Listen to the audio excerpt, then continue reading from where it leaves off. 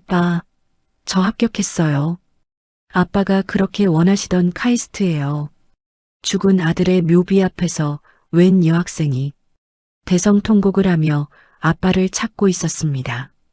이게 무슨, 너 누구냐? 내 아들이 언제 애를 낳았다는 거야. 회장인 저는 뒷목을 잡고 소리쳤습니다. 25에 죽은 내 아들에게 숨겨진 딸이라니 천지가 개벽할 노릇이었습니다. 하지만 소녀는 묘비를 끌어안은 채 저를 노려보며 소름 돋는 한마디를 던졌습니다. 아저씨가 강준수 아빠라고요? 거짓말 마요. 우리 아빠는 고아였거든요. 도대체 내 아들은 지난 2년 동안 무슨 인생을 살았던 걸까요? 백만장자 아버지는 몰랐던 아들의 완벽한 이중생활. 오늘의 사연 시작합니다. 구독해 주시면 채널 운영하는데 도움이 됩니다. 가을 오후에 햇살이 기울어져 추모공원을 황금빛으로 물들였습니다. 고급 묘역으로 향하는 계단을 천천히 오르는 남자의 발걸음은 무거웠습니다. 강민호는 검은 코트깃을 여미며 아들의 무덤 앞에 섰습니다.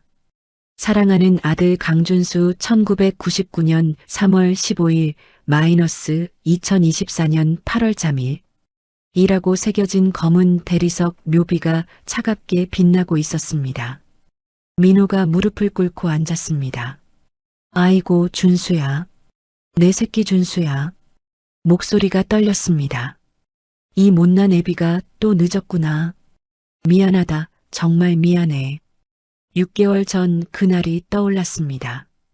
교통사고 소식을 듣고 병원으로 달려갔지만 이미 모든 것이 끝난 후였습니다. 25살 한창 꽃다운 나이였는데 내가 천하의 죄인이지. 아비란 작자가 아들 속마음 하나 모르고 민호가 묘비에 손을 얹었습니다. 너랑 밥 한 끼 따뜻하게 먹은 기억이 없구나. 네가 밖에서 뭘 하고 다니는지, 친구는 누가 있는지. 이 아비는 까막눈처럼 아무것도 몰랐어. 시든 꽃들을 새 것으로 바꾸면서 민호는 자책했습니다. 생일 선물조차 비서가 대신 준비했었습니다. 준수야, 회사가 바빴다는 건 다 핑계다. 비겁한 변명이야. 자식 가는 길도 못 지킨 놈이 무슨 회장이냐. 그때였습니다. 아빠. 뒤에서 들려온 목소리에 민호가 깜짝 놀라 돌아봤습니다. 17세 정도로 보이는 소녀가 교복을 입고 서 있었습니다. 단발머리에 맑은 눈동자를 가진 아이였지만 그 눈가에는 눈물이 맺혀 있었습니다. 손에는 대학교 합격 통지서로 보이는 종이를 꼭 쥐고 있었습니다. 누구냐? 다 큰 처녀가 여기가 어디라고 함부로. 민호가 당황하며 일어섰지만 소녀는 대답 대신 준수의 묘비 앞으로 달려갔습니다. 소녀가 묘비를 꼭 끌어안으며 엉엉 울기 시작했습니다. 아빠, 흑흑, 저 해냈어요. 아빠, 저 좀 보세요. 카이스트에 합격했다고요.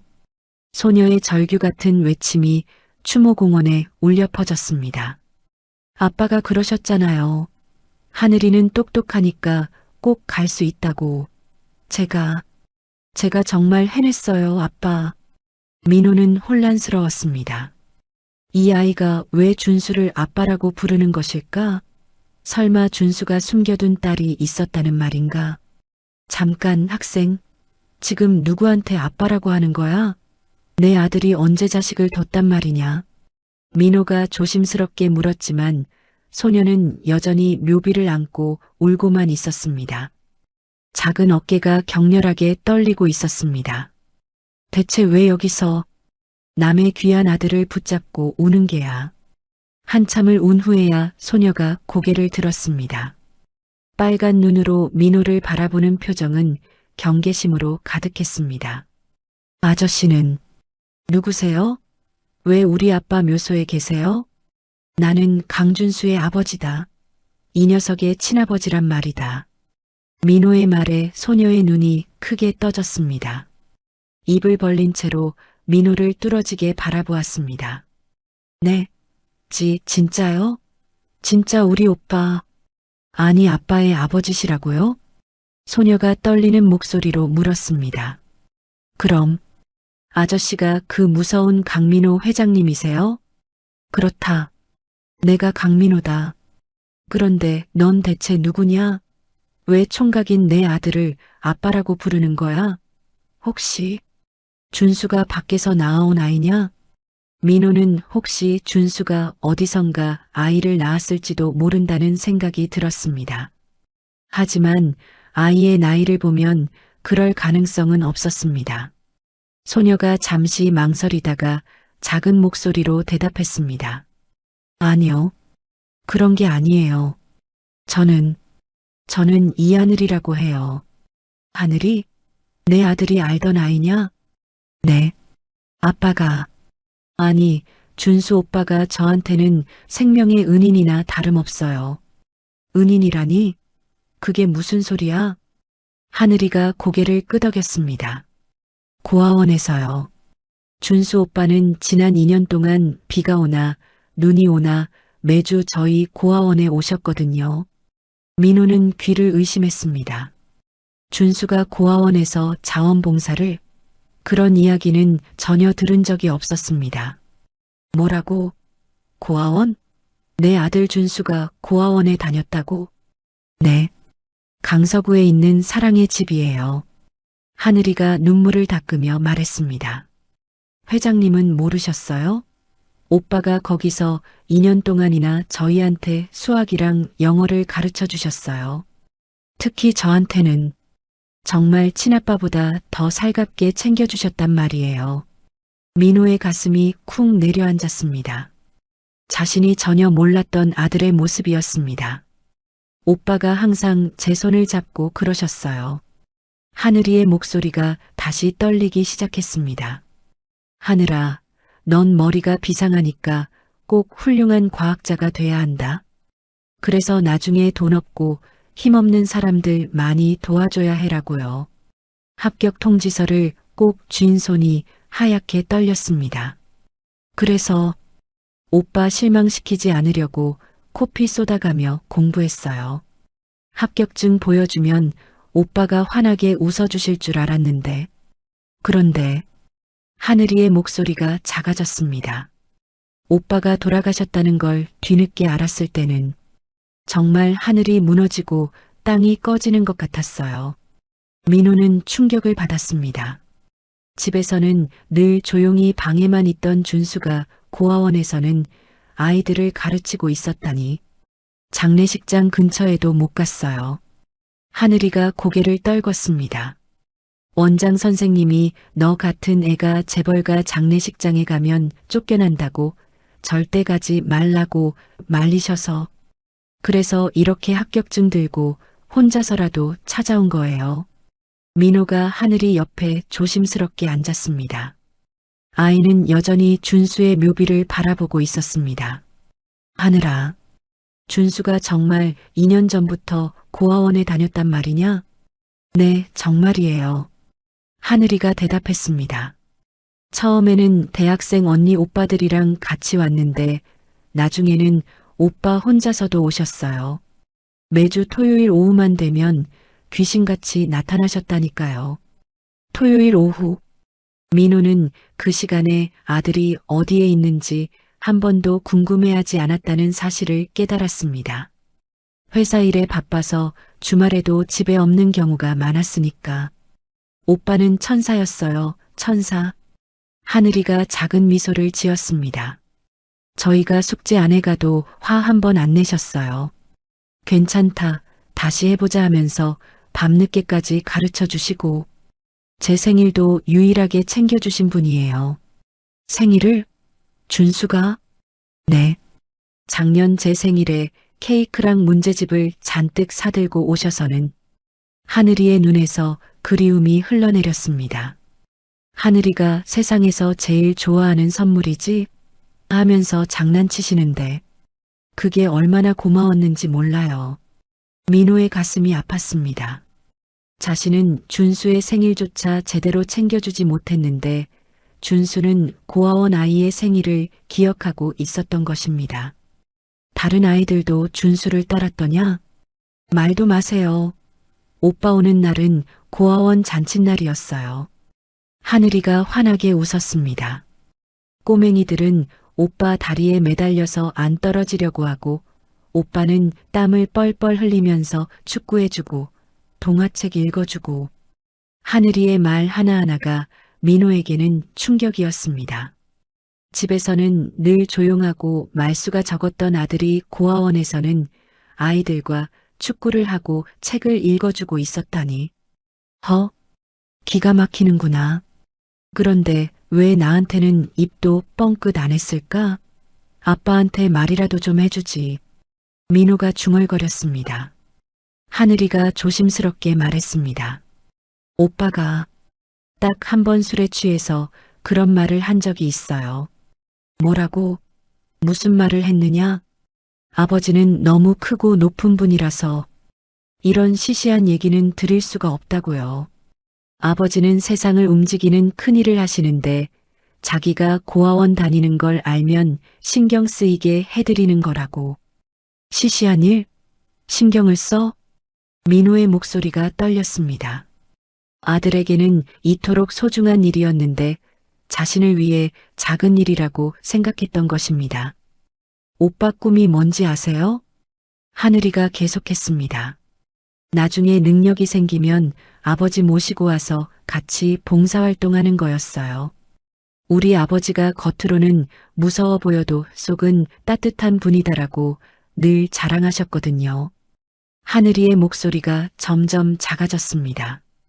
그래서 저도 꼭 성공해서 오빠랑 회장님 돕고 싶었는데 이제 오빠가 없잖아요. 민호는 더 이상 참을 수 없었습니다. 눈물이 흘러내렸습니다. 아들이 자신을 얼마나 사랑했는지, 자신을 위해 얼마나 배려했는지 이제서야 알 수 있었습니다. 하늘아, 내 부탁 하나만 들어주겠니? 민호가 눈물을 닦으며 말했습니다. 나한테 준수 이야기를 좀 더 해주련? 내가 아비 자격도 없는 놈이라 내 아들 속을 하나도 몰랐구나. 하늘이가 민호를 바라봤습니다. 그동안 경계하던 눈빛이 조금 부드러워졌습니다. 정말 듣고 싶으세요? 오빠가 얼마나 멋진 사람이었는지. 그럼 듣고 말고 밤을 새워서라도 듣고 싶다. 민호가 고개를 숙였습니다. 나는 정말 형편없는 아버지였어. 하늘이는 잠시 망설이다가 고개를 끄덕였습니다. 그럼 앉으세요. 제가 다 말씀드릴게요. 준수 오빠가 저희한테 얼마나 큰 사랑을 주셨는지. 해가 서서히 지고 있었지만 두 사람 모두 그 자리를 떠날 생각이 없었습니다. 민호는 6개월 만에 처음으로 마음 깊은 곳에서 온기를 느끼고 있었고 하늘이는 그리운 오빠의 이야기를 나눌 수 있어서 위로받고 있었습니다. 바람이 살랑 불어 두 사람의 머리를 스쳤습니다. 마치 준수가 하늘에서 이들의 만남을 축복하는 것 같았습니다. 처음에는 다른 대학생 봉사자들과 함께 오셨는데 나중에는 혼자 오시기도 하셨어요. 매주 토요일 오후에요. 토요일 오후 민호는 그 시간에 아들이 어디에 있는지 한 번도 궁금해하지 않았다는 사실을 깨달았습니다. 회사 일에 바빠서 주말에도 집에 없는 경우가 많았으니까. 오빠는 정말 다정하셨어요. 하늘이가 작은 미소를 지었습니다. 저희가 숙제를 못해가면 혼내는 게 아니라 차근차근 다시 설명해 주셨거든요. 그리고 제 생일도 기억하셨어요. 생일을? 네. 작년 생일 때 케이크도 사다 주시고 수학 문제집도 선물해 주셨어요. 하늘이의 눈에서 그리움이 흘러내렸습니다. 하늘이가 제일 좋아하는 선물이라고 하시면서 웃으셨거든요. 민호의 가슴이 아팠습니다. 자신은 준수의 생일조차 제대로 챙겨주지 못했는데 준수는 고아원 아이의 생일을 기억하고 있었던 것입니다. 다른 아이들도 오빠를 좋아했나? 네, 오빠가 오시는 날이면 다들 얼마나 기뻐했는지 몰라요. 하늘이가 환하게 웃었습니다. 특히 어린 아이들은 오빠를 진짜 형처럼 따랐어요. 축구도 같이 해주시고 만화책도 읽어주시고 하늘이의 말 하나하나가 민호에게는 충격이었습니다. 집에서는 늘 조용하고 말수가 적었던 아들이 고아원에서는 아이들과 축구를 하고 책을 읽어주고 있었다니. 그런데 왜 나한테는 한 번도 그런 이야기를 하지 않았을까? 민호가 중얼거렸습니다. 하늘이가 조심스럽게 말했습니다. 오빠가 한 번은 그러셨어요. 뭐라고? 아버지께서 너무 바쁘셔서 이런 이야기 드릴 기회가 없다고요. 그리고 아버지는 큰 일을 하시는 분이니까 굳이 이런 작은 일로 신경 쓰시게 하고 싶지 않다고. 작은 일? 민호의 목소리가 떨렸습니다. 아들에게는 이토록 소중한 일이었는데 자신 때문에 작은 일이라고 생각했던 것입니다. 오빠는 항상 말씀하셨어요. 하늘이가 계속했습니다. 나중에 여유가 생기면 아버지와 함께 더 큰 봉사활동을 하고 싶다고요. 그래서 열심히 공부해서 훌륭한 사람이 되어야 한다고. 하늘이의 목소리가 점점 작아졌습니다. 근데 이제 그럴 수 없잖아요. 오빠가 없으니까. 민호는 더 이상 참을 수 없었습니다. 눈물이 흘러내렸습니다. 아들이 자신을 얼마나 사랑했는지, 자신을 위해 얼마나 배려했는지 이제서야 알 수 있었습니다. 하늘아, 혹시 나한테 준수 이야기를 더 들려줄 수 있니? 민호가 눈물을 닦으며 말했습니다. 나는 아들에 대해 아무것도 모르고 있었구나. 하늘이가 민호를 바라봤습니다. 그동안 경계하던 눈빛이 조금 부드러워졌습니다. 정말 듣고 싶으세요? 오빠 이야기를요? 그럼 부탁한다. 민호가 고개를 숙였습니다. 나는 정말 형편없는 아버지였구나. 하늘이는 잠시 망설이다가 고개를 끄덕였습니다. 그럼 천천히 말씀드릴게요. 준수 오빠는 정말 좋은 사람이었거든요. 해가 서서히 지고 있었지만 두 사람 모두 그 자리를 떠날 생각이 없었습니다. 민호는 6개월 만에 처음으로 마음 깊은 곳에서 온기를 느끼고 있었고 하늘이는 그리운 오빠의 이야기를 나눌 수 있어서 위로받고 있었습니다. 바람이 살랑 불어 두 사람의 머리를 스쳤습니다. 마치 준수가 하늘에서 이들의 만남을 축복하는 것 같았습니다. 일주일 후 민호는 참을 수 없었습니다. 하늘이가 들려준 준수의 이야기가 머릿속을 떠나지 않았습니다. 강서구 사랑의 집 고아원 앞에 선 민호는 3층짜리 낡은 건물을 올려다봤습니다. 곳곳에서 아이들의 웃음소리가 들려왔습니다. 어떻게 오셨는지요? 현관에서 나온 여성이 민호를 맞이했습니다. 50대 중반으로 보이는 따뜻한 인상의 박순자 원장이었습니다. 저는 강준수의 아버지 강민호입니다.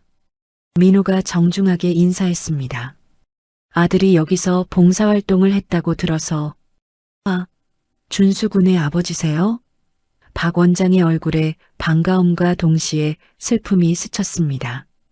어머, 정말 닮으셨네요. 특히 눈매가. 박 원장이 고개를 저었습니다. 준수 군은 정말 좋은 아이였어요. 우리 아이들한테도 저한테도. 아들을 잃으셨다니 정말 많이 슬프시겠어요. 혹시 준수가 여기서 어떤 일들을 했는지 알 수 있을까요? 민호가 조심스럽게 물었습니다. 아버지로서 아무것도 몰랐거든요. 물론이죠. 들어오세요. 박 원장이 민호를 고아원 안으로 안내했습니다. 복도 벽에는 아이들이 그린 그림들이 붙어 있었습니다. 그 중에 준수 선생님이라고 써진 그림들이 여러 장 보였습니다. 크레파스로 그린 준수의 모습은 웃고 있었습니다. 준수 군은 매주 토요일마다 오셔서 중고등학생들에게 수학과 영어를 가르쳐 주셨어요. 박 원장이 설명했습니다. 특히 하늘이한테는 정말 각별했죠. 각별했다니요? 하늘이는 부모님을 일찍 잃고 7살 때 여기 왔어요. 박 원장이 사진들을 가리켰습니다. 워낙 똑똑한 아이인데 준수군이 오시고 나서 더욱 달라졌거든요. 마치 진짜 오빠가 생긴 것처럼 밝아졌어요. 민호는 벽에 걸린 사진들을 바라봤습니다. 준수가 아이들과 함께 공부하는 모습, 축구를 하는 모습, 생일 파티를 하는 모습까지. 집에서는 한 번도 본 적 없는 밝은 표정의 아들이 있었습니다. 아버지, 이거 보세요. 박 원장이 한 권의 앨범을 꺼냈습니다. 준수 군이 만들어준 거예요. 앨범 표지에는 사랑의 집 아이들이라고 준수의 글씨로 적혀 있었습니다. 페이지를 넘기자 아이들의 학습 진도가 꼼꼼히 기록되어 있었습니다. 아이들 공부 진도를 체크하고 생일이나 특별한 날들을 기록해놨어요. 박 원장이 자랑스럽게 말했습니다. 앨범을 넘기다 보니 하늘이 카이스트 준비 계획이라는 페이지가 나왔습니다. 준수의 꼼꼼한 필체로 하늘이의 학습 계획이 적혀 있었습니다. 이걸 언제부터 준비했나요? 민호가 떨리는 목소리로 물었습니다. 2년 전부터요. 하늘이가 수학에 재능이 있다는 걸 발견하고는 카이스트를 목표로 공부 계획을 세워줬어요. 박 원장이 미소 지었습니다. 준수 군이 얼마나 열심히 가르쳤는지 몰라요. 그때 복도에서 아이들 소리가 들렸습니다. 하늘 언니야. 하늘이가 어린 아이들과 함께 들어오고 있었습니다. 회장님? 민호를 본 하늘이가 깜짝 놀라는 표정을 지었습니다. 왜 여기에? 하늘아, 준수가 어떤 일을 했는지 보고 싶어서 왔다. 하늘이가 민호를 3층 공부방으로 안내했습니다. 작은 방이었지만 책상과 의자들이 깔끔하게 정리되어 있었습니다. 여기가 준수 오빠가 저희한테 공부를 가르쳐 주시던 곳이에요. 하늘이가 한 책상을 가리켰습니다. 여기가 오빠가 항상 앉으시던 자리예요. 저는 여기 앉고요. 민호가 준수가 앉던 책상에 다가갔습니다. 책상 서랍을 열자 준수가 쓰던 펜과 공책들이 그대로 남아 있었습니다. 공책을 펼치자 하늘이를 위한 수학 문제들이 빼곡히 적혀 있었습니다. 이 문제들을 다 준수가 만든 거냐? 네. 제 수준에 맞춰서 단계별로 만들어 주셨어요. 하늘이가 다른 공책을 가져왔습니다. 처음에는 기초부터 시작해서 나중에는 대학 입시 문제까지. 이것도 보세요. 오빠가 저를 위해 만든 영어 단어장이에요. 단어장에는 준수의 손글씨로 영어 단어와 뜻, 그리고 예문까지 정성스럽게 적혀 있었습니다. 곳곳에 하늘이 화이팅, 넌 할 수 있어 같은 응원 메시지도 써 있었습니다. 그리고 이걸 보세요. 하늘이가 책상 구석에서 작은 상자를 꺼냈습니다. 제가 오빠한테 쓴 편지들이에요. 오빠가 소중히 보관하고 계셨거든요. 민호는 편지 중 하나를 읽어봤습니다. 준수 오빠, 오늘 수학 시험에서 100점을 받았어요. 오빠가 가르쳐 주신 덕분이에요. 정말 고마워요. 오빠는 제게 진짜 가족 같아요. 사랑해요. 편지를 읽는 민호의 눈에 눈물이 맺혔습니다. 아들이 얼마나 이 아이를 아꼈는지 느낄 수 있었습니다. 하늘아, 준수가 너한테 장래희망에 대해 이야기한 적 있니? 네, 있어요. 오빠는 나중에 아버지 회사에서 일하면서 사회에 도움이 되는 일을 많이 하고 싶다고 하셨어요. 하늘이가 눈을 반짝였습니다. 특히 어려운 아이들을 도와주는 재단을 만들고 싶다고. 또 다른 충격이었습니다. 준수는 회사 일에는 관심이 없는 줄 알았는데 나름의 계획이 있었던 것입니다. 그런 이야기를 나한테는 왜 하지 않았을까? 민호가 중얼거렸습니다. 하늘이가 조심스럽게 말했습니다. 오빠가 한 번은 그러셨어요. 아버지와 대화할 시간이 없어서 아쉽다고요. 아버지는 너무 바쁘시고 본인도 아직 준비가 덜 된 것 같아서 나중에 더 확실한 계획을 세우고 말씀드리려고 했다고. 그때 다른 아이들이 들어왔습니다. 하늘 누나, 준수 형 아버지가 정말 오셨어요? 10살 정도 되어 보이는 남자아이가 민호를 신기한 듯 바라봤습니다.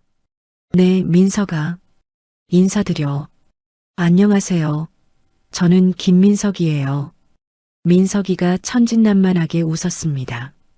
준수 형이 축구 가르쳐 주셨어요. 민석이의 표정이 갑자기 어두워졌습니다. 형이 돌아가셨다고 들었는데 정말 슬퍼요. 형이 없으니까 축구도 재미없어졌어요. 저녁이 되자 아이들이 모두 식당으로 모였습니다. 박 원장의 권유로 민호도 함께 저녁을 먹게 되었습니다. 소박하지만 따뜻한 식사였습니다. 준수 형? 준수 형? 갑자기 한 아이가 소리쳤습니다. 모든 아이들이 입구를 바라봤지만 아무도 없었습니다. 아이는 실망한 표정으로 고개를 떨궜습니다. 미안해요. 깜핑이가 가끔 그래요. 박 원장이 민호에게 설명했습니다. 준수군을 너무 좋아해서 아직도 올 거라고 생각하거든요. 민호는 가슴이 아팠습니다. 아들의 부재가 이 아이들에게도 큰 상처가 되고 있었습니다. 식사 후 하늘이와 단둘이 고아원 마당의 벤치에 앉아 이야기를 나눴습니다. 하늘아, 솔직히 말해줘. 카이스트 합격했지만 등록금은 어떻게 할 생각이니? 하늘이의 표정이 어두워졌습니다. 그게 사실 걱정이에요. 준수 오빠가 살아계셨다면 도움을 요청드릴 수 있었을 텐데 다른 방법은 없을까? 장학금을 받을 수는 있지만 생활비까지는 어렵고요. 하늘이가 고개를 떨궜습니다. 원장님이 대출을 알아보신다고 하셨는데 솔직히 무서워요. 혹시 포기해야 할까 생각도 해봤어요. 하늘이의 목소리가 떨렸습니다. 준수 오빠가 없으니까 의미가 없는 것 같기도 하고. 그런 소리 하지 마라. 민호가 단호하게 말했습니다. 준수가 그렇게 원했던 일인데 포기하면 안 돼. 하지만 내가 도와줄 수 없을까? 민호의 말에 하늘이가 깜짝 놀랐습니다. 정말요? 하지만 저는 회장님과 아무 관계도 없는데. 관계 없다니. 넌 준수가 그렇게 아꼈던 아이잖아. 그럼 내 딸이나 마찬가지지. 하늘이의 눈에 눈물이 맺혔습니다. 정말 괜찮으세요? 그럼. 하지만 조건이 있어. 조건이요? 나한테도 준수 이야기를 계속 들려줘. 그리고 가끔 준수 무덤에 같이 가줘. 민호가 부끄러워하며 말했습니다. 혼자 가기 쓸쓸하거든. 하늘이가 환하게 웃었습니다. 며칠 만에 처음 보는 밝은 표정이었습니다. 네, 저도 혼자 가기 무서웠거든요. 정말 고마워요, 아저씨. 아니, 삼촌. 삼촌? 준수 오빠의 아버지니까 제게는 삼촌이잖아요. 민호도 미소를 지었습니다. 오랜만에 느끼는 따뜻함이었습니다. 그날 밤 민호는 오랜만에 편안한 잠을 잤습니다. 하지만 강성그룹 본사에서는 조용한 움직임이 시작되고 있었습니다. 부회장 강민수의 아내 정미영이 아들 태준과 함께 민호의 최근 행동에 대해 의논하고 있었습니다. 아주버님이 요즘 이상해. 정미영이 찬 차를 홀짝이며 말했습니다. 고아원을 다니신다던데? 네, 어머니. 비서들 말로는 자주 그쪽으로 가신다고 해요. 태준이 걱정스러운 표정을 지었습니다. 준수 형 일로 충격이 큰 것 같긴 한데 너무 심한 것 아닌가요? 정미영의 눈이 차갑게 빛났습니다. 지켜봐야겠어. 회사에 영향을 미치면 안 되니까. 한 달 후 민호는 하늘이의 카이스트 입학 준비를 도우며 바쁜 나날을 보내고 있었습니다. 회사 일보다 하늘이와 보내는 시간이 더 소중하게 느껴졌습니다. 그날도 하늘이와 함께 대학 기숙사 견학을 다녀온 후였습니다. 회장님, 정말 고마워요. 혼자였다면 이런 걸 어떻게 준비했을지. 뭘, 준수가 했을 일을 내가 대신하는 거야. 민호와 하늘이가 고아원 앞에서 이야기를 나누고 있을 때였습니다. 검은색 고급 세단 2대가 천천히 멈춰섰습니다. 차에서 내린 사람은 민호의 형수 정미영이었습니다. 50대 중반의 날카로운 인상을 가진 여성이었습니다. 뒤따라 내린 사람은 민호의 조카 강태준이었습니다. 아주버님, 여기서 뭐 하세요? 정미영의 목소리는 차갑기 그지없었습니다. 하늘이가 긴장한 나머지 민호 뒤로 숨었습니다. 형수님, 여기는 왜? 저희가 물어봐야 할 말씀 아닙니까? 정미영이 민호를 위아래로 훑어봤습니다. 아주버님이 요즘 이상하게 행동하신다는 소문이 파다하던데 설마 여기서 이런 일을 하고 계셨다니요. 태준이 나섰습니다. 삼촌, 회사에서 난리가 났어요. 무슨 난리? 삼촌이 고아원에 나타나서 돈을 뿌린다는 소문이 돌고 있다고요. 태준이 걱정스러운 표정을 지었습니다. 주주들이 불안해하고 있어요. 정미영이 하늘이를 위아래로 훑어봤습니다. 이 아이가 누구죠? 준수가 도왔던 아이야. 별일 아니니까 걱정 말고 가세요. 별일이 아니라고요? 정미영이 코웃음을 쳤습니다. 아주버님, 정신 차리세요. 지금 준수가 없어서 회사 경영권이 불안한 상황인데 이런 식으로 행동하시면 어떻게 됩니까? 민호의 표정이 굳었습니다. 경영권이 불안하다고? 무슨 소리야? 삼촌, 이제 직계 후계자는 저밖에 없잖아요. 태준이 조심스럽게 말했습니다. 주주들이 삼촌의 판단력을 의심하기 시작했어요. 특히 요즘 회사 일에 소홀하시고, 소홀하다고? 내가 언제? 한 달 전부터 중요한 미팅들을 빼먹으셨어요. 태준이 서류를 꺼냈습니다. 그리고 비서들 말로는 계속 이상한 곳을 다니신다고. 민호는 깨달았습니다. 자신이 하늘이와 시간을 보내는 동안 회사에서는 이미 움직임이 있었던 것입니다. 아주버님이 이 아이한테 얼마나 쓰셨는지 아세요? 정미영이 냉정하게 물었습니다. 그게 당신이 알 일인가? 알아야죠. 회사 이미지와 직결되는 문제니까요. 정미영이 한 발 더 다가섰습니다. 학비, 생활비, 용돈까지 합쳐서 벌써 5천만 원이에요. 앞으로 4년 동안 얼마나 더 들어갈 것 같아요? 민호는 할 말이 없었습니다. 그 금액이 정확했기 때문입니다. 개인 돈으로 한 일인데 뭐가 문제야? 개인 돈이라고 해도 회장님이신 이상 모든 게 회사와 연결되는 거예요. 태준이 답답한 듯 말했습니다. 정미영이 하늘이를 다시 바라봤습니다. 혹시 이 아이가 준수와 특별한 관계는 아니겠죠? 무슨 소리야? 하늘이는 17살이야. 어떻게 준수와? 그럼 왜 이렇게까지 신경 써요? 고작 남의 아이 하나 때문에 회사 일까지 소홀히 하면서 민호는 형수가 자신의 진심을 이해하지 못한다는 사실이 답답했습니다. 형수는 몰라.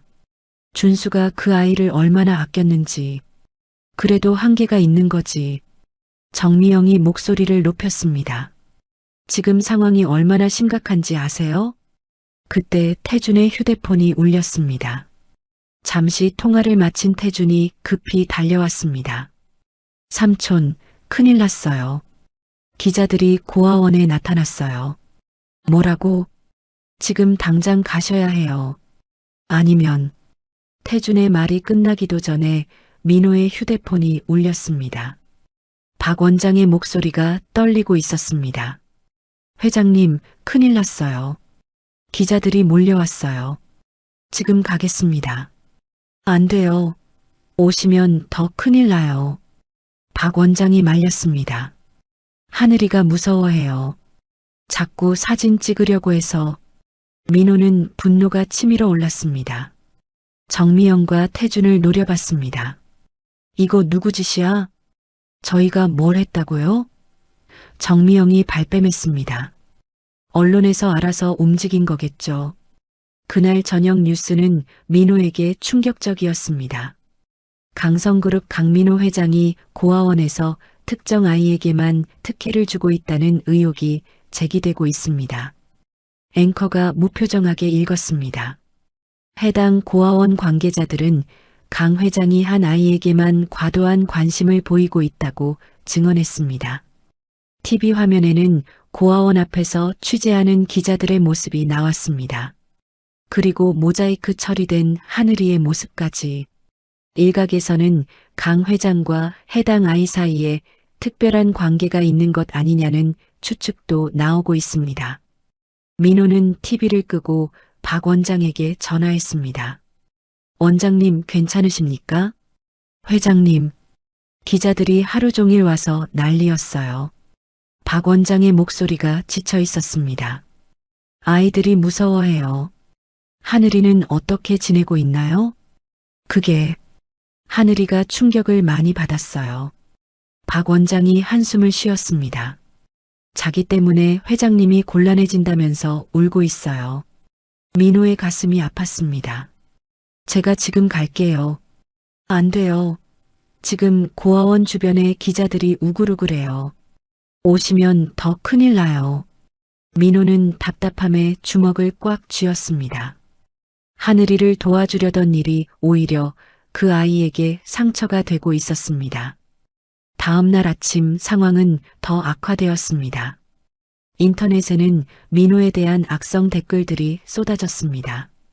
재벌이 고아원 아이 후원한다는 게 뭔가 수상해, 분명 뒷이야기가 있을 것, 아들 죽어서 정신 나갔나? 민호는 회사에서 긴급 임원회의를 소집했습니다. 지금 언론에서 나오는 이야기는 모두 사실과 다릅니다. 민호가 단호하게 말했습니다. 저는 단순히 아들이 도왔던 아이를 도와주는 것뿐입니다. 하지만 임원들의 반응은 싸늘했습니다. 회장님, 사실 여부를 떠나서 회사 이미지에 타격이 큽니다. 한 임원이 조심스럽게 말했습니다. 주가도 3% 떨어졌습니다. 다른 임원이 덧붙였습니다. 이 상황을 어떻게 수습하시겠습니까? 민호는 막막했습니다. 선한 의도로 시작한 일이 이렇게 큰 파장을 일으킬 줄 몰랐습니다. 그때 정미영이 회의실로 들어왔습니다. 아주버님, 해결책이 있어요. 해결책? 그 아이와의 관계를 정리하시면 됩니다. 정미영이 차갑게 말했습니다. 공식적으로 후원을 중단한다고 발표하시고요. 그럴 수는 없어. 왜요?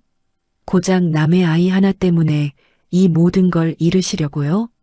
정미영이 서류를 내밀었습니다. 이게 뭔가 주요 주주들의 서명이에요. 임시주주총회 소집 요구서입니다. 민호는 서류를 훑어봤습니다. 주주 지분율 30% 이상이 서명한 공식 요구서였습니다. 이번엔 피할 수 없으실 거예요. 태준이 들어와서 말했습니다. 주주총회에서 회장직 연임에 대한 안건이 상정될 예정이거든요.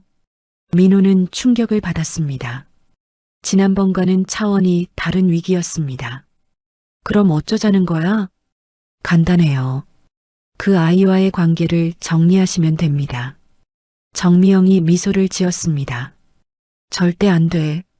그럼 회장직을 잃으실 각오가 되어 계신 거네요? 태준이 냉정하게 말했습니다. 민호는 잠시 할 말을 잃었습니다.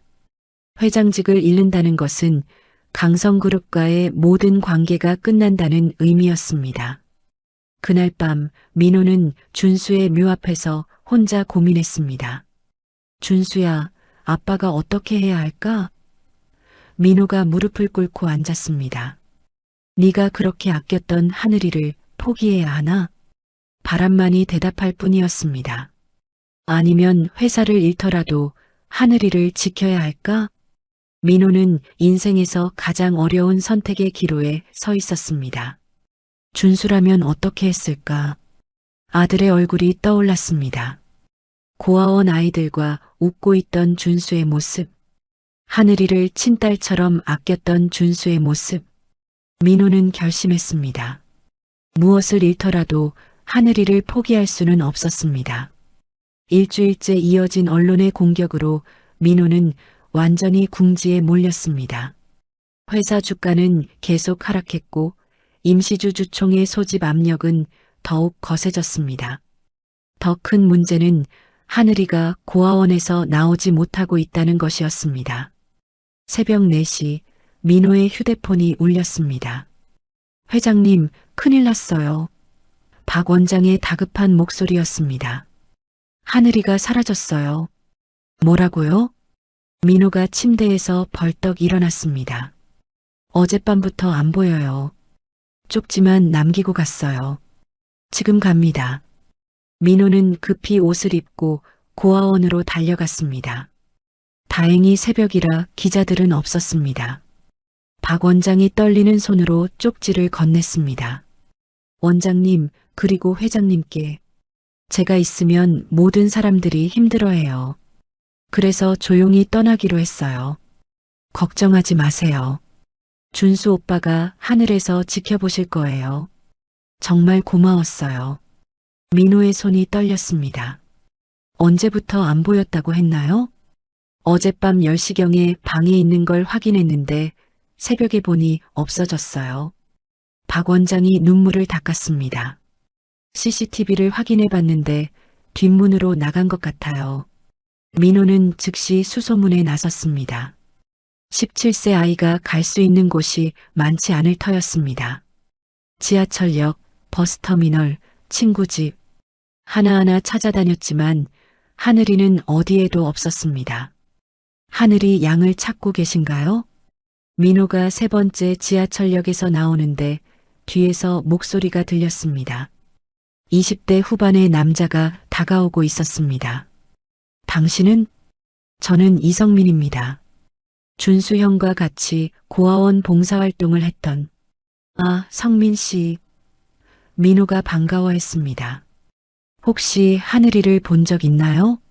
네, 그래서 연락드렸어요.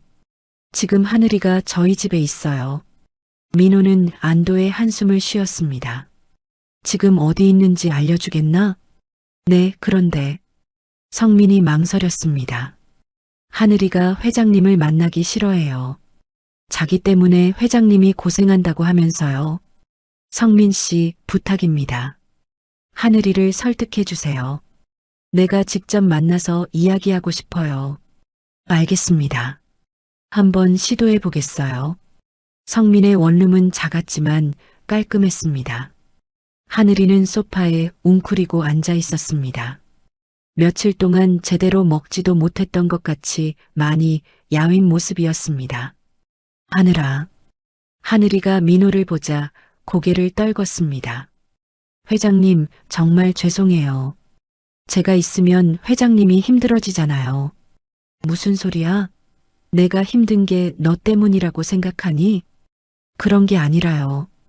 하늘이의 목소리가 떨렸습니다. 뉴스에서 봤어요. 회사가 어려워졌다고, 주가가 떨어졌다고. 다 제 때문이잖아요. 하늘아, 그건 준수 오빠가 살아계셨다면 이런 일은 없었을 거예요. 하늘이가 눈물을 흘렸습니다. 오빠는 저 때문에 회장님이 힘들어지는 걸 원하지 않으실 거예요.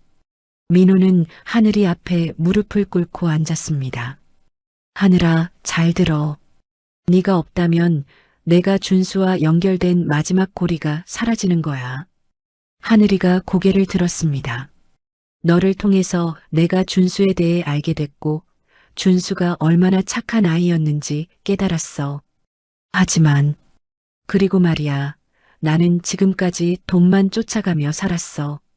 민호가 진심을 담아 말했습니다. 진짜 중요한 게 뭔지 몰랐지. 그런데 너를 만나고 나서 알게 됐어. 사람이 가장 소중하다는 걸. 성민이 옆에서 거들었습니다. 하늘아, 준수 형이 그랬어. 진짜 가족은 혈연 관계가 아니라 서로를 아끼는 마음이라고. 성민이 하늘이의 어깨에 손을 올렸습니다. 회장님이 너를 진짜 가족처럼 생각하시는 것 같은데? 하늘이가 조금씩 마음을 열기 시작했습니다.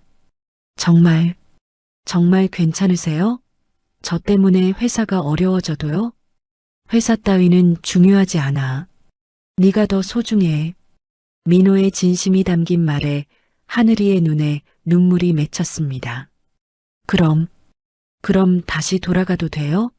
고아원에요? 당연하지. 하지만 조건이 있어. 조건이요? 이제부터는 혼자 견디지 마. 힘든 일이 있으면 나한테 먼저 이야기해. 알겠지? 하늘이가 고개를 끄덕였습니다. 그때 성민이 제안했습니다. 회장님, 제가 하나 제안이 있어요. 뭔가? 언론에서는 회장님이 왜 하늘이만 특별히 도와주시는지 이해하지 못해서 문제가 된 것 같아요. 성민이 잠시 생각하더니 말했습니다. 그럼 다른 아이들도 함께 돕는 건 어떨까요? 다른 아이들도? 네. 준수 형이 도왔던 아이들이 하늘이만 있는 게 아니거든요. 성민의 눈이 반짝였습니다. 장학재단을 만들어서 공식적으로 지원하시면 언론에서도 더 이상 뭐라고 할 수 없을 거예요. 민호의 눈이 밝아졌습니다. 그것은 정말 좋은 아이디어였습니다. 그런데 지금 회사 상황에서 그런 재단을 만들 수 있을까? 회장님의 개인 재산으로 하시면 되잖아요. 회사와는 별개로요. 민호는 잠시 고민했습니다. 개인 재산의 상당 부분을 써야 한다는 의미였습니다. 좋은 생각이야. 준수 장학재단. 어떨까? 하늘이의 얼굴이 환해졌습니다. 정말요? 준수 오빠 이름으로요? 그럼. 그런데 성민 씨 부탁이 있어요. 네. 이 재단 운영을 맡아줄 수 있을까요? 민호가 조심스럽게 물었습니다. 저한테요? 하지만 저는 재단 운영 경험이 없는데 경험보다 중요한 건 마음이야. 성민 씨는 준수와 함께 봉사했으니까 준수의 마음을 가장 잘 아는 사람이잖아. 성민이 잠시 고민하다가 대답했습니다. 좋습니다. 준수 형을 위해서라면 해보겠어요. 다음 날 민호는 중요한 결정을 내렸습니다. 개인 재산 100억 원을 출연해서 준수 장학재단을 설립하기로 한 것입니다. 재단 설립 소식이 알려지자 언론의 반응이 바뀌기 시작했습니다. 강성그룹 강민호 회장이 돌아가신 아들의 이름을 딴 장학재단을 설립한다고 발표했습니다. 뉴스 앵커가 온화한 목소리로 말했습니다. 재단은 고아원 출신 우수 학생들의 교육을 지원할 예정입니다. 뉴스를 보던 정미영과 태준의 표정이 복잡했습니다. 이렇게 나올 줄 몰랐네. 태준이 중얼거렸습니다. 언론 반응도 나쁘지 않고 오히려 회사 이미지에 도움이 될 것 같은데 정미영도 인정할 수밖에 없었습니다. 아주버님이 생각보다 영리하시네. 위기를 기회로 만드셨어. 하지만 내심으로는 불안했습니다. 민호가 이런 식으로 주도권을 잡아나간다면 자신들의 계획에 차질이 생길 수 있었기 때문입니다. 한편 고아원에서는 기쁜 소식이 전해졌습니다. 정말요? 하늘이만 받는 게 아니라 다른 아이들도요? 박 원장이 반가워했습니다. 네, 그리고 장학금뿐만 아니라 멘토링 프로그램도 운영할 예정이에요. 성민이 설명했습니다. 대학생 봉사자들이 아이들의 진로 상담과 학습 지도를 해주는 거죠. 하늘이도 환하게 웃었습니다. 이제 다른 아이들도 저처럼 꿈을 가질 수 있겠네요. 그날 저녁 민호와 하늘이는 오랜만에 준수의 무덤을 찾았습니다. 준수야, 내 이름으로 재단을 만들었어. 민호가 묘비에 손을 얹었습니다. 네가 도왔던 아이들뿐만 아니라 더 많은 아이들을 도울 수 있을 거야. 하늘이도 무덤 앞에 앉아서 말했습니다. 준수 오빠, 이제 정말 많은 후배들이 오빠처럼 좋은 사람이 될 수 있을 거예요. 오빠가 꿈꾸던 일이 이루어지는 거예요. 바람이 살랑 불었습니다. 마치 준수가 대답하는 것 같았습니다. 민호는 처음으로 확신했습니다. 자신이 옳은 길을 가고 있다는 것을. 그리고 하늘이와 성민 같은 좋은 사람들과 함께라면 어떤 어려움도 이겨낼 수 있다는 것을. 6개월 후 서울 시내 고급 호텔 그랜드 볼룸에 화려한 조명이 켜졌습니다. 준수 장학재단의 첫 번째 장학생 선발식이 열리는 날이었습니다. 언론과 교육계 인사들이 대거 참석한 가운데 하늘이를 포함해 전국 고아원 출신 우수 학생 50명이 장학생으로 선발되었습니다. 준수 장학재단이 설립된 지 반년 만에 이렇게 큰 성과를 거둔 것은 정말 놀라운 일입니다. 행사 사회자가 감격스러운 목소리로 말했습니다. 객석에는 민호와 함께 성민, 박 원장, 그리고 각 고아원 관계자들이 앉아 있었습니다. 민호의 얼굴에는 6개월 전과는 완전히 다른 평온함이 서려 있었습니다. 이제 장학생 대표의 소감을 듣겠습니다. 사회자가 무대를 가리켰습니다. 카이스트 1학년 교복을 입은 하늘이가 무대에 올랐습니다. 성적 우수자로 선발되어 전액 장학금을 받고 있는 그녀는 이제 당당한 과학도였습니다. 반년 전에 불안했던 모습은 온데간데 없었습니다. 안녕하세요. 저는 준수 장학재단 1기 장학생 이하늘입니다. 하늘이의 맑은 목소리가 홀에 울려 퍼졌습니다. 저에게 준수 오빠는 단순한 봉사자가 아니라 꿈을 심어준 분이었습니다. 하늘이가 잠시 민호를 바라봤습니다. 오빠가 없었다면 제가 과학자가 되겠다는 꿈도 카이스트에 입학하는 것도 불가능했을 거예요. 객석에서 박수가 터져 나왔습니다. 민호의 눈에는 눈물이 맺혔습니다. 그리고 강민호 회장님께는 정말 감사드립니다. 하늘이가 민호를 향해 고개를 숙였습니다. 회장님은 제게 두 번째 아버지가 되어주셨어요.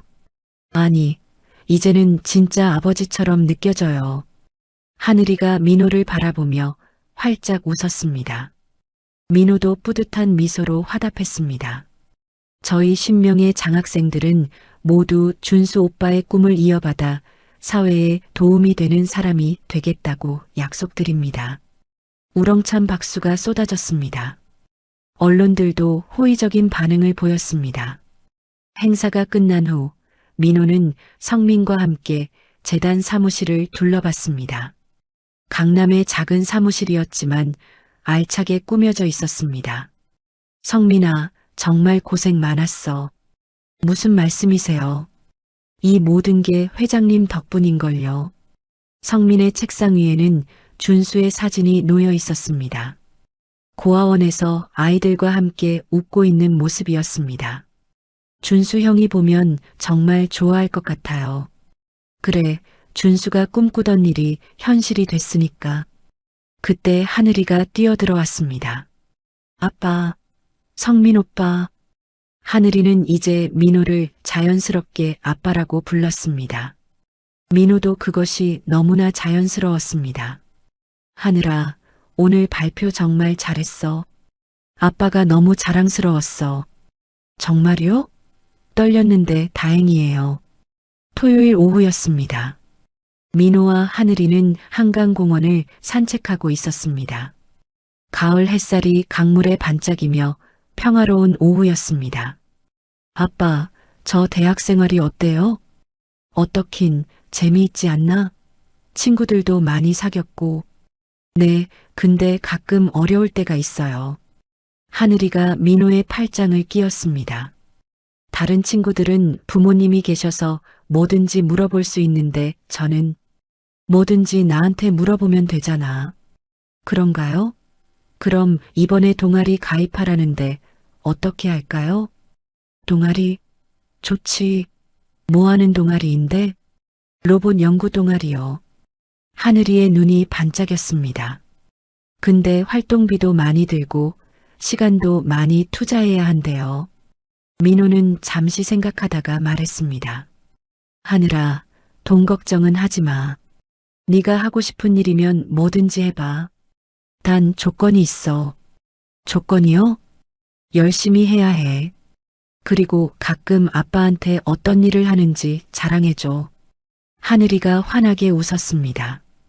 네, 정말 고마워요, 아빠. 그 순간 민호는 깨달았습니다. 이것이 바로 아버지로서 느낄 수 있는 가장 큰 행복이라는 것을, 준수에게는 주지 못했던 사랑을 하늘이에게 주고 있는 것이라는 것을. 다음 주 하늘이는 로봇 연구 동아리에 가입했습니다. 매주 민호에게 자신이 만든 작은 로봇들을 보여주며 설명했습니다. 이건 제가 직접 프로그래밍한 거예요. 장애물을 피해서 움직일 수 있어요. 대단한데? 우리 딸이 정말 똑똑하구나.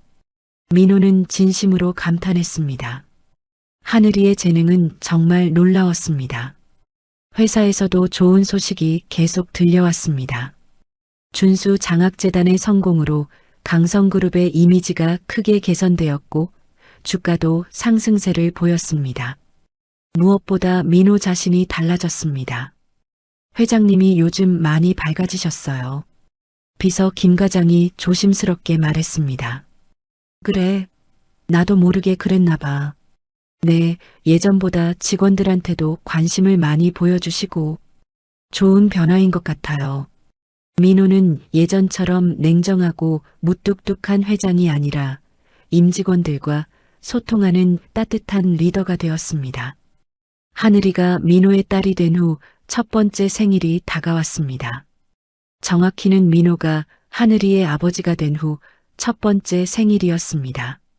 민호는 특별한 선물을 준비하고 싶었습니다. 성민아, 하늘이가 평소에 갖고 싶어 하던 게 뭔지 알아? 글쎄요. 아, 그러고 보니 며칠 전에 연구용 노트북이 갖고 싶다고 했던 것 같아요. 노트북?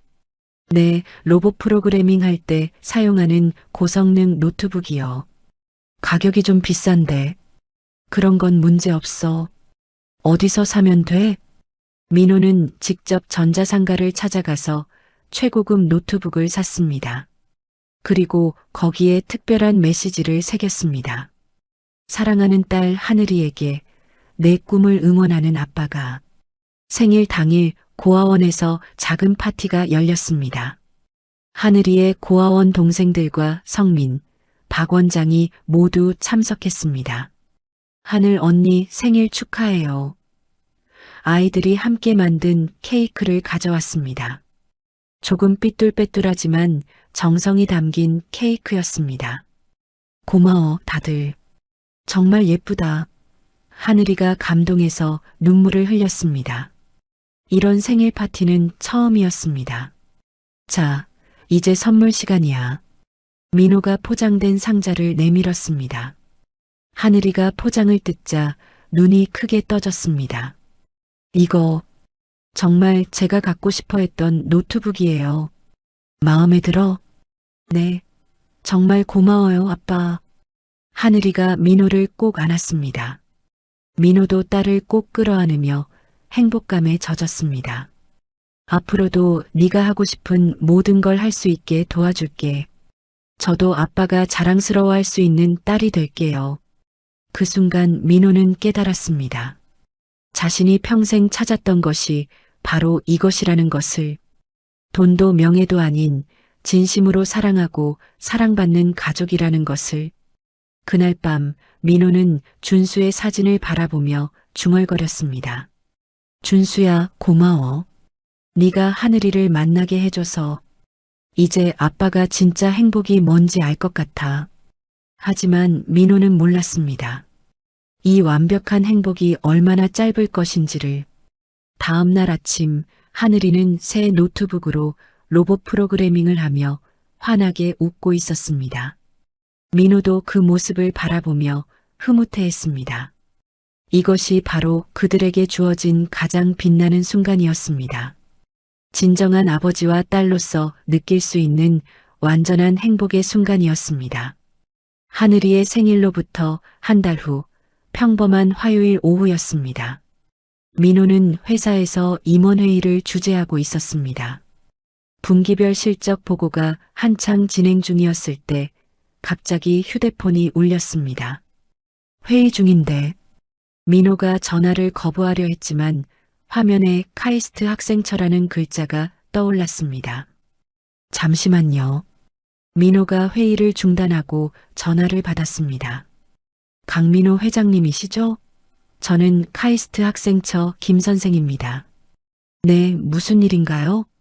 하늘이 학생이 수업 중에 쓰러져서 지금 병원으로 이송되었습니다. 김 선생의 목소리가 다급했습니다. 보호자님께서 오셔야 할 것 같은데. 민호는 머리가 하얗게 변했습니다. 어느 병원인가요? 삼성서울병원 응급실입니다. 지금 갑니다. 민호가 회의를 중단하고 급히 병원으로 달려갔습니다. 성민도 연락을 받고 먼저 와 있었습니다. 어떻게 된 일이에요? 민호가 숨을 헐떡이며 물었습니다. 잘 모르겠어요. 로봇공학 실습 수업 중에 갑자기 쓰러졌다고 하는데 응급실 앞에서 기다리는 동안 민호의 마음은 조급하기만 했습니다. 준수를 잃은 후 이제 막 찾은 가족인데 하늘이마저 잃을 수는 없었습니다. 1시간 후 의사가 나왔습니다. 보호자분이시죠? 의사가 심각한 표정을 지었습니다. 환자 상태가 좀 심각합니다. 무슨 병인가요? 지금으로서는 정확히 말씀드리기 어렵습니다. 의사가 조심스럽게 말했습니다. 혈액 검사와 정밀 검사 결과를 봐야 알 수 있어요. 일단 입원을 하시고. 민호는 하늘이가 입원한 병실을 찾았습니다. 작은 침대에 누워있는 하늘이는 안색이 창백했습니다. 아빠. 하늘이가 약한 목소리로 민호를 불렀습니다. 괜찮아, 하늘아. 아빠가 여기 있어. 민호는 하늘이의 손을 잡았습니다. 손이 차갑기만 했습니다. 갑자기 어지러웠어요. 로봇공학 실습하고 있었는데. 하늘이가 힘겹게 말했습니다. 이제 걱정하지 마. 좋은 의사 선생님이 치료해 주실 거야. 하지만 민호의 마음은 불안하기만 했습니다. 3일 후 정밀 검사 결과가 나왔습니다. 민호는 의사와 상담실에서 마주 앉았습니다. 회장님, 검사 결과. 의사가 말을 망설였습니다. 말씀하세요. 환자가 급성 림프 구성 백혈병으로 진단되었습니다. 의사의 말에 민호는 숨이 막혔습니다. 백혈병이라고요? 네, 다행히 초기에 발견되었지만 즉시 치료를 시작해야 합니다. 의사가 신중하게 설명했습니다. 치료하면 완치가 가능한가요? 요즘에는 백혈병 치료 성공률이 많이 높아졌습니다. 하지만 환자가 아직 어리고. 의사가 조심스럽게 말했습니다. 항암 치료를 받아야 하고 경우에 따라서는 골수 이식이 필요할 수도 있습니다. 골수 이식이요? 네, 가족 중에 적합한 공여자가 있으면 좋겠지만. 의사가 하늘이의 차트를 들여다봤습니다. 하늘이 학생은 고아라고 들었는데 민호는 가슴이 아팠습니다. 하늘이에게는 혈연관계인 가족이 없었습니다. 저는 안 될까요? 혈연관계가 아니시면 적합할 확률이 낮습니다. 하지만 검사해 볼 수는 있어요. 민호는 즉시 검사를 받기로 했습니다. 그리고 하늘이에게는 아직 정확한 병명을 말하지 않기로 했습니다. 병실로 돌아가자 하늘이가 깨어 있었습니다. 아빠, 저 언제 퇴원할 수 있어요? 과제 밀린 게 많거든요. 아직 좀 더 지켜봐야 한대. 푹 쉬어야 해. 저는 괜찮은데. 그냥 빈혈인 것 같아요. 하늘이는 자신의 병이 얼마나 심각한지 모르고 있었습니다. 민호는 최대한 밝은 표정을 지으려 노력했습니다. 일주일 후 더 큰 문제가 발생했습니다.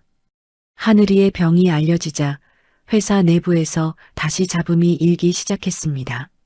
아주버님, 이제 정말 선을 그어야 하지 않겠어요? 정미영이 차갑게 말했습니다. 무슨 선을 그으라는 거야? 그 아이와의 관계요. 벌써 치료비로 얼마나 쓰셨어요? 정미영이 서류를 내밀었습니다. 2억? 3억? 그게 당신이 알 일인가? 알아야죠. 회사 이미지에 직결되는 문제니까요. 태준도 거들었습니다. 삼촌, 솔직히 말씀드릴게요. 이번엔 정말 심각해요. 태준이 걱정스러운 표정을 지었습니다. 회장이 고아 출신 아이의 병원비로 거액을 쓰고 있다는 소문이 파다해요. 소문이 뭐가 중요해? 내 돈으로 하는 일인데. 삼촌도 아시잖아요. 대주주의 개인 행동도 회사 가치에 영향을 미친다는 걸. 정미영이 또 다른 서류를 내밀었습니다. 이게 뭔가 주요 주주들의 서명이에요. 임시주주총회 소집 요구서입니다. 민호는 서류를 훑어봤습니다. 주주 지분율 30% 이상이 서명한 공식 요구서였습니다. 이번엔 피할 수 없으실 거예요. 태준이 단호하게 말했습니다. 주주총회에서 회장직 연임에 대한 안건이 상정될 예정이거든요. 민호는 충격을 받았습니다. 지난번과는 차원이 다른 위기였습니다. 그럼 어쩌자는 거야? 간단해요. 정미영이 미소를 지었습니다. 그 아이와의 관계를 정리하시면 됩니다. 공식적으로 더 이상 개인적 지원을 하지 않겠다고 발표하시고. 절대 안 돼. 민호가 단호하게 거절했습니다. 그럼 회장직을 잃으실 각오가 되어 계신 거네요? 태준의 말에 민호는 잠시 할 말을 잃었습니다. 회장직을 잃는다는 것은 강성그룹과의 모든 관계가 끝난다는 의미였습니다. 그날 저녁 민호는 병원에서 하늘이를 지켜보며 깊은 고민에 빠졌습니다. 하늘이는 항암치료 부작용으로 머리카락이 빠지기 시작했지만 여전히 밝은 표정으로 민호를 맞이했습니다. 아빠, 오늘 의사 선생님이 그러는데 제가 많이 좋아졌다고 해요. 정말 다행이다. 민호는 억지로 웃었지만 마음은 복잡했습니다. 아빠, 혹시 저 때문에 회사에서 또 문제가 되는 건 아니죠? 하늘이가 조심스럽게 물었습니다. 무슨 소리야? 그런 걱정하지 마. 하지만 저는 괜찮아요. 치료비가 많이 든다고 들었는데. 하늘아, 그런 이야기는 하지도 마. 민호가 하늘이의 손을 잡았습니다. 네가 건강해지는 게 아빠한테는 가장 중요한 일이야. 하지만 그날 밤 민호는 잠들 수 없었습니다. 인생에서 두 번째로 어려운 선택의 기로에 서 있었습니다. 다음 날 아침 더 큰 충격이 기다리고 있었습니다. 민호의 골수검사 결과가 나왔는데 하늘이와 적합하지 않다는 것이었습니다. 환자 상태가 예상보다 빨리 악화되고 있습니다. 의사가 심각한 표정으로 말했습니다. 골수 이식을 서둘러야 할 것 같아요. 민호는 절망감에 빠졌습니다. 회사에서는 압박이 계속되고 하늘이의 상태는 악화되고 골수 이식은 절박한 상황이었습니다. 전국 골수은행을 통해 적합한 공여자를 찾고 있지만 시간이 걸릴 것 같습니다. 그날 민호는 처음으로 무력감을 느꼈습니다. 돈으로도 권력으로도 해결할 수 없는 문제 앞에서 그는 그저 한 아이를 걱정하는 아버지일 뿐이었습니다. 하늘이의 상태는 날로 악화되었습니다. 항암치료 3차까지 받았지만 효과가 제한적이었고 골수 이식만이 유일한 희망이었습니다. 하지만 적합한 공여자를 찾지 못한 채 벌써 한 달이 지나고 있었습니다. 그날 아침 민호는 의사로부터 절망적인 소식을 들었습니다. 회장님, 더 이상 기다릴 시간이 없습니다. 의사가 심각한 표정으로 말했습니다. 환자의 백혈구 수치가 위험 수준까지 떨어졌어요. 그럼 어떻게 해야 하나요?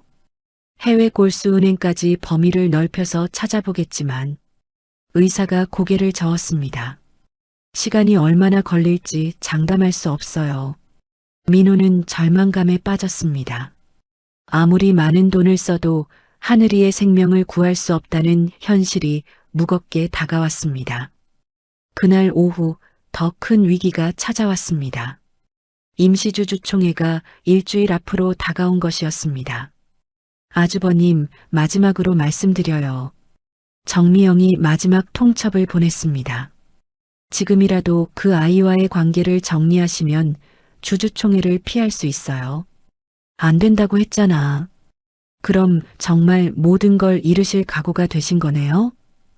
정미영의 목소리가 차가웠습니다. 회장직뿐만 아니라 개인 재산도 상당 부분 잃게 될 텐데요. 태준이 덧붙였습니다.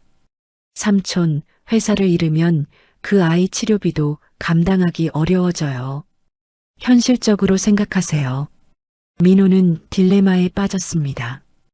회사를 잃으면 정말 하늘이의 치료비를 감당할 수 없을 수도 있었습니다.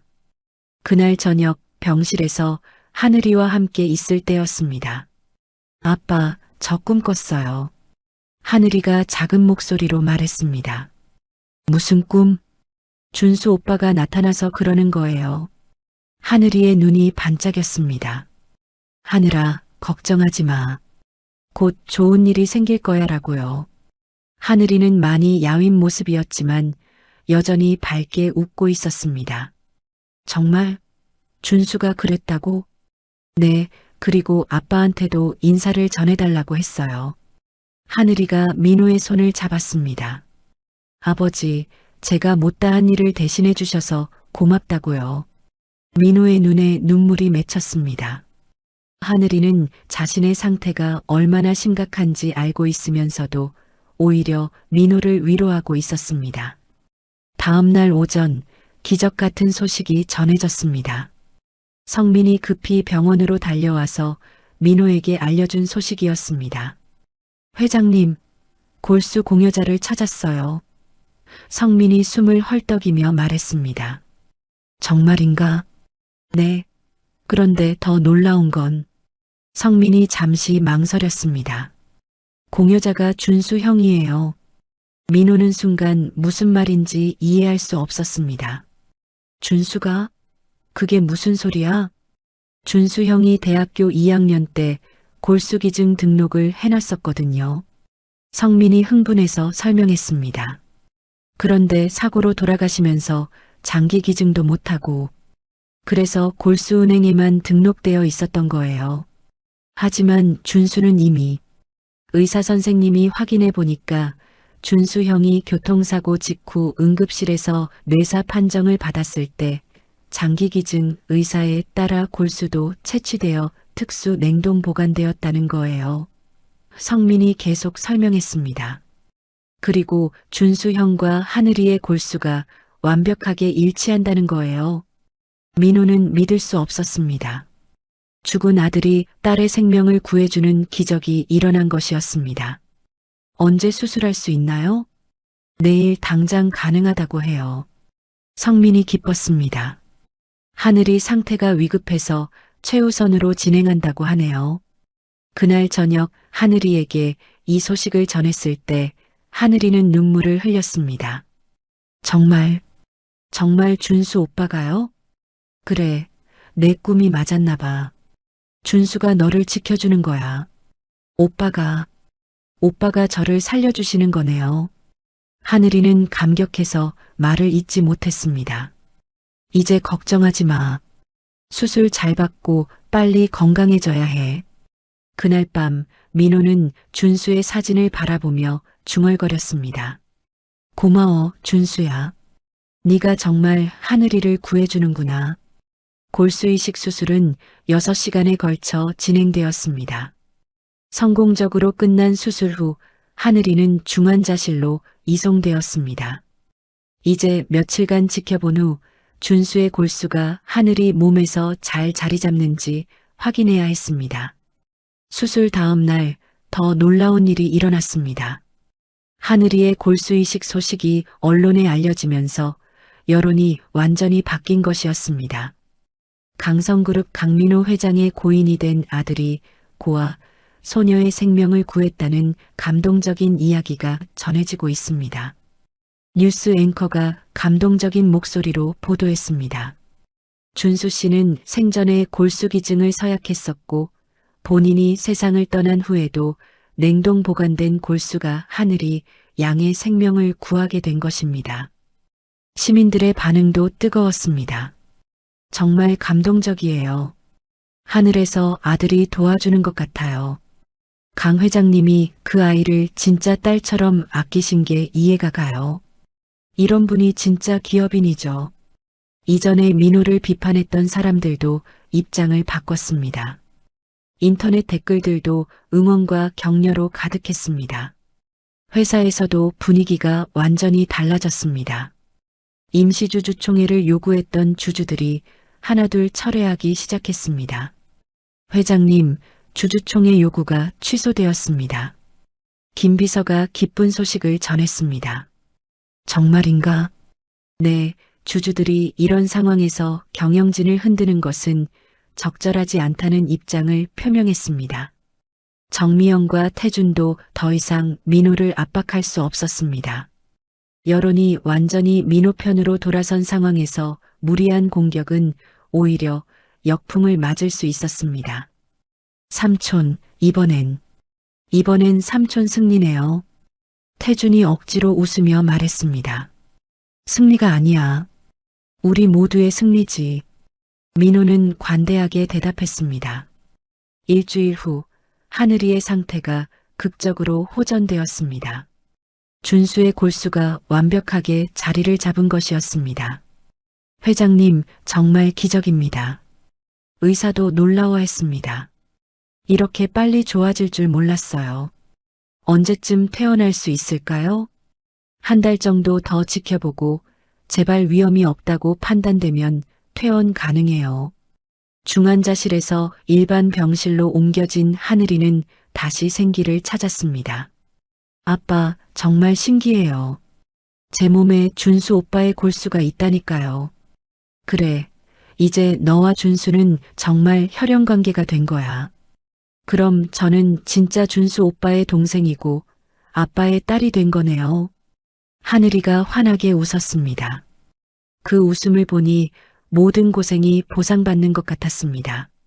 그날 저녁 성민이 특별한 소식을 가져왔습니다. 회장님, 준수 장학재단의 후원 신청이 폭주하고 있어요. 성민이 기뻤습니다. 이번 일로 많은 사람들이 감동받아서요. 정말? 네, 앞으로 장학생을 200명까지 늘릴 수 있을 것 같아요. 민호는 뿌듯했습니다. 준수의 뜻이 더 많은 아이들에게 전해지게 된 것이었습니다. 준수야, 내 마음이 이렇게 많은 사람들에게 전해지고 있어. 민호는 하늘처럼 준수가 미소 짓고 있을 것이라고 확신했습니다. 최악의 위기였지만 결국 더 큰 사랑과 희망으로 바뀐 것이었습니다. 3개월 후 하늘이는 완전히 건강을 회복하고 대학에 복학했습니다. 골수이식 수술 이후 정기검진에서도 계속 좋은 결과가 나오고 있었습니다. 머리카락도 다시 자라나기 시작해서 예전의 밝은 모습을 되찾았습니다. 아빠, 오늘 교수님이 그러시는데 제가 연구실에서 하고 있는 프로젝트가 정말 우수하다고 해요. 하늘이가 신나는 목소리로 민호에게 전화를 걸었습니다. 정말? 무슨 프로젝트인데? 의료용 로봇 개발이에요. 백혈병 환자들의 재활을 도와주는 로봇을 만들고 있거든요. 하늘이의 목소리에 열정이 가득했습니다. 제가 직접 경험했으니까 어떤 기능이 필요한지 잘 알잖아요. 민호는 감격했습니다. 하늘이가 자신의 아픈 경험을 다른 사람들을 돕는 일에 활용하고 있는 것이었습니다. 우리 딸이 정말 대단하구나. 준수 오빠도 하늘에서 자랑스러워할 거야. 네. 그런데 아빠, 오늘 특별한 날이잖아요. 잊으신 건 아니죠? 민호는 잠깐 당황했습니다. 무슨 특별한 날이었을까? 혹시 무슨 날이지? 에이, 정말. 오늘이 제가 아빠의 딸이 된 지 1년 되는 날이에요. 민호는 깨달았습니다. 정확히 1년 전 추모공원에서 하늘이를 처음 만난 날이었습니다. 아, 맞다. 어떻게 잊을 수 있겠니? 저녁에 특별한 곳에서 만나자. 어디요? 준수 무덤에서. 셋이서 함께 기념일을 보내는 거야. 그날 저녁 민호와 하늘이는 준수의 무덤을 찾았습니다. 1년 전과는 완전히 다른 마음이었습니다. 이제는 슬픔보다 감사함이 더 컸습니다. 준수 오빠, 안녕하세요. 저 완전히 건강해졌어요. 하늘이가 무덤 앞에 앉아서 밝게 인사했습니다. 오빠가 저한테 생명을 나누어 주신 덕분이에요. 정말 고마워요. 민호도 아들의 무덤 앞에서 마음을 열었습니다. 준수야, 1년 전에는 아빠가 너에 대해 아무것도 몰랐었는데 이제는 네가 얼마나 훌륭한 아이였는지 알겠어. 민호가 묘비에 손을 얹었습니다. 그리고 네가 우리에게 하늘이라는 선물을 준 것도. 바람이 살랑 불었습니다. 마치 준수가 대답하는 것 같았습니다. 아빠, 저 이제 정말 확신해요. 준수 오빠가 우리를 이어주신 거라는 걸. 그래, 나도 그렇게 생각해. 준수가 하늘에서 우리 가족을 만들어준 거야. 그때 뒤에서 성민의 목소리가 들렸습니다. 회장님, 하늘이. 성민이 꽃다발을 들고 다가오고 있었습니다. 그 옆에는 박 원장과 고아원 아이들 몇 명도 함께 있었습니다. 어머, 다들 어떡해. 하늘 언니 1주년 기념일인데 우리가 빠질 수 없죠. 고아원 아이들이 웃으며 말했습니다. 그리고 특별한 소식이 있어요. 성민이 서류를 꺼냈습니다. 준수 장학재단이 드디어 정부 인가를 받았어요. 이제 공식적으로 공익법인이 되었습니다. 민호는 기뻤습니다. 이제 더 많은 아이들을 도울 수 있게 되었습니다. 그리고 첫 번째 장학금을 받은 아이들 중에 벌써 성과를 내고 있는 아이들이 많아요. 박 원장이 자랑스럽게 말했습니다. 민석이는 축구 선수가 되기 위해 체육중학교에 진학했고 수지는 수학 경시대회에서 입상했어요. 하늘이의 눈에 눈물이 맺혔습니다. 정말 다행이에요. 준수 오빠가 원하신 일이 이루어지고 있는 거네요. 그날 저녁 모든 사람들이 함께 조촐한 파티를 열었습니다. 죽은 자와 산 자가 함께하는 특별한 기념일이었습니다. 7년 후 하늘이는 카이스트 대학원을 졸업하고 의료용 로봇 연구원이 되었습니다. 그녀가 개발한 재활 로봇은 특허를 받아 실제 병원에서 사용되고 있었습니다. 아빠, 오늘 좋은 소식이 있어요. 하늘이가 연구소에서 민호에게 전화를 걸었습니다. 무슨 소식? 제가 개발한 로봇이 해외에서도 주목받고 있어요. 미국 병원에서 도입하고 싶다고 연락이 왔어요. 우와, 정말 자랑스럽다. 우리 딸이 이제 세계적인 연구원이 되었구나. 민호는 65세가 되었지만 여전히 건강했습니다. 회사도 안정적으로 운영되고 있었고 준수 장학재단은 이제 국내 최대 규모의 교육지원재단으로 성장했습니다. 그런데 아빠, 제가 결혼 이야기 드린 적 있잖아요. 아, 성민이 말이지? 언제 할 거야? 성민과 하늘이는 대학 졸업 후 재단에서 함께 일하면서 자연스럽게 연인 사이가 되었습니다. 다음 달에 하려고 해요. 하늘이의 목소리가 수줍었습니다. 그런데 아빠, 부탁이 있어요. 뭐든지 말해봐. 결혼식에서 아빠가 저를 신랑에게 넘겨주는 예식을 하고 싶어요. 정말 아빠의 딸로서요. 민호의 가슴이 벅찼습니다. 당연하지. 아빠가 우리 딸을 성민이에게 잘 부탁한다고 할게. 한 달 후 하늘이와 성민의 결혼식이 열렸습니다. 소박하지만 따뜻한 결혼식이었습니다. 고아원 아이들과 장학생들, 재단 관계자들이 모두 참석했습니다. 민호가 하늘이의 손을 잡고 버진 로드를 걸을 때 하늘이가 속삭였습니다. 아빠, 정말 고마워요. 아빠가 아니었다면 이런 행복한 날을 맞을 수 없었을 거예요. 고맙긴, 나야말로 네가 내 인생을 바꿔줬잖아. 재단 앞에서 성민에게 하늘이를 맡기며 민호가 말했습니다. 성민아, 우리 딸 잘 부탁한다. 네, 아버지. 평생 잘 모시겠습니다. 결혼식이 끝난 후 세 사람은 준수의 무덤을 찾았습니다. 준수 오빠, 저 결혼했어요. 성민 오빠와요.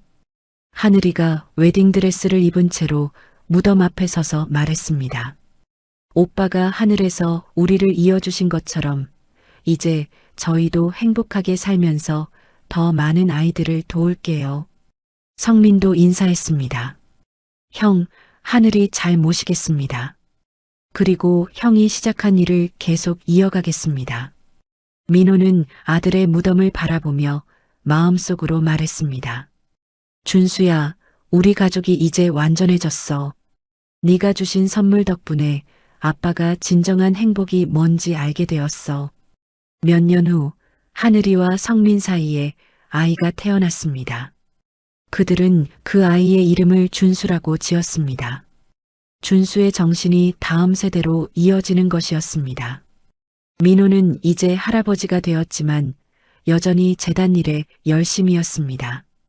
준수 장학재단을 통해 지금까지 1000명 이상의 아이들이 도움을 받았고 그 아이들은 각자의 분야에서 사회에 기여하고 있었습니다.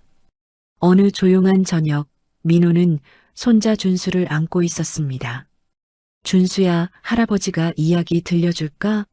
내 이름을 지어준 삼촌 이야기를. 작은 준수가 할아버지를 올려다보며 방긋 웃었습니다. 그 웃음이 첫 번째 준수와 너무나 닮아 있었습니다. 민호는 깨달았습니다. 사랑은 죽음을 넘어서 계속 이어진다는 것을, 그리고 진정한 가족은 혈연이 아니라 서로를 아끼는 마음으로 만들어진다는 것을. 해가 지고 있었습니다. 하지만 강민호의 가족에게는 새로운 하루가 시작되고 있었습니다. 사랑과 희망으로 가득한 내일이 기다리고 있었습니다. 준수야, 너도 커서 많은 사람들을 도와주는 사람이 되렴. 그게 우리 가족의 전통이란다. 작은 준수가 다시 웃었습니다.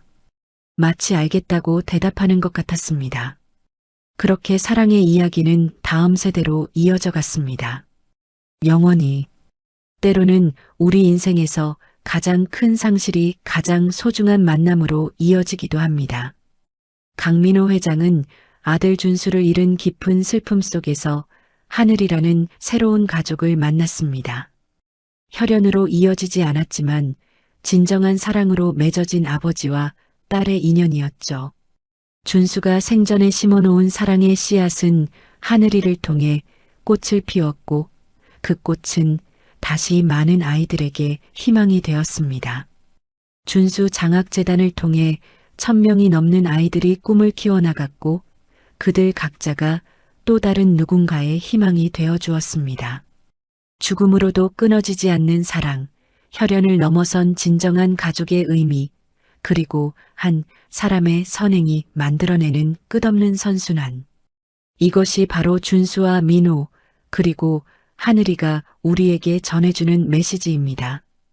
가장 어두운 순간에도 희망은 있습니다.